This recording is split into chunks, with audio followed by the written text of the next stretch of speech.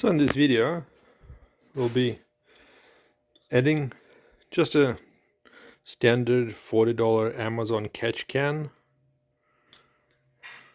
to my 2018 GTR X. I decided to go with aftermarket catch can because of some advice on internet, because the one that is sold outside comes with a breather on top, just atmospheric breather, but apparently it's not the best idea. The best idea is for the air to come in and just to come out, and for the oil to be caught on the bottom. And this can comes as both options, closed off or air breather. So I'm going with the air breather system. I was looking for a good place to mount it. It is a sizable catch can. I don't do a lot of jumping, so I don't really care for that too much. Right now, I don't see any easy way where you can actually remove the can as well without any troubles. So my current plan is to mount it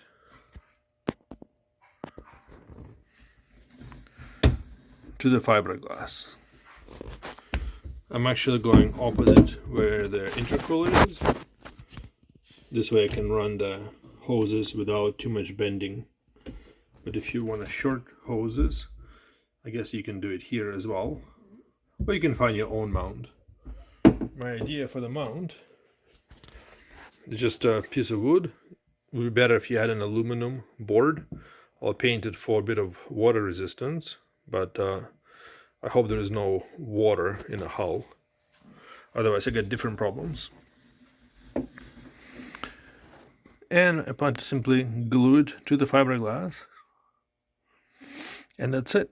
I know it's you have a piece of wood glued to the side of the jet ski, but hey, it's not visible and I don't really care too much. That's planning to mount it somewhere around here.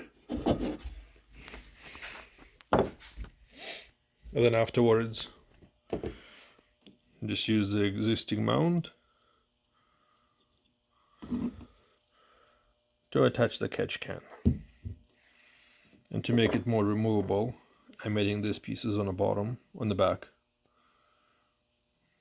And then just using the screws and just cutting it down to the right size. So that's the plan right now. So I'm just using a bunch of JB Weld to glue it into place on the inside.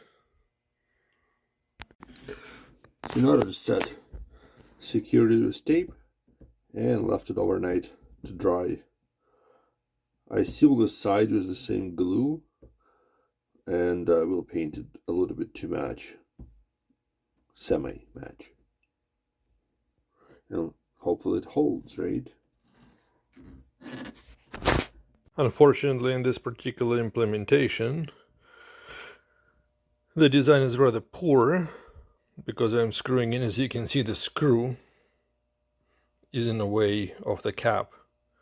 I guess you could technically make another hole lower, maybe not make another hole lower as well to compensate if you don't have access from the back. But yeah, I'm putting the screw first and hoping it will work. A little silly design. Guess that's what you get when you're paying $30 instead of $160.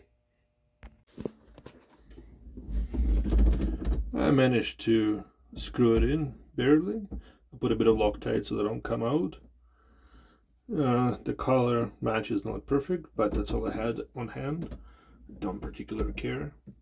Now the silver output points, they're about 10 millimeter, which is actually smaller than what's provided with the Seadoo. The hose itself is not super solid. You can see it's pretty easily collapsible, but it is definitely bigger than the rubbish that provided with the package. So I'll have to go pick up the hose and figure out adapting. It's probably what, a 12 millimeter to 10. So we'll see what they have for the hose wise. Since the supplied hose is rubbish and the one with it is too short, I ended up buying this hose, just a heater hose, 5/8, 6 feet, probably a little too much, but it works out well. You can connect from there all the way to here, and in order to stuff this end, the plastic end, into the hose, I just put it into boiling water for like a minute, and then I was able to force it on. Now doing the same thing with this thing, just forcing it on while the hose is hot from hot water. So here I'm just getting a hose ready before I can pop it off onto the valve.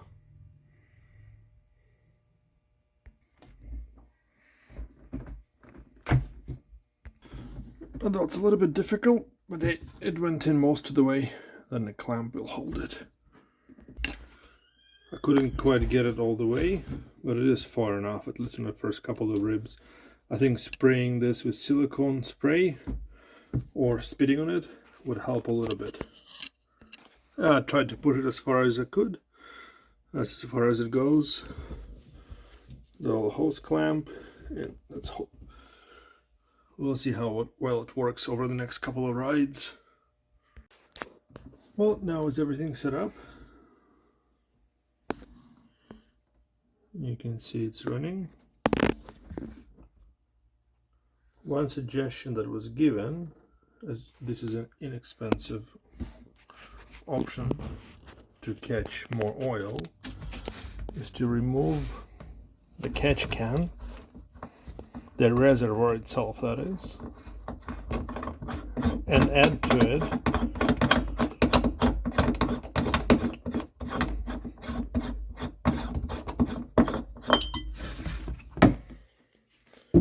just cheap steel wool to catch more oil, so it creates more surface.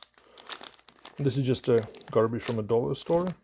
I'm simply adding one piece of steel wool. Since it's a continuous piece, it shouldn't cause any problems, and it's a stainless steel, so it's not going to rust, and it's going to be covered in oil anyway, and it should create more surface for the oil to accumulate inside the cylinder. I don't expect this engine to generate too much oil. I ride pretty gently, but your experience may vary. And now we just reinstall it.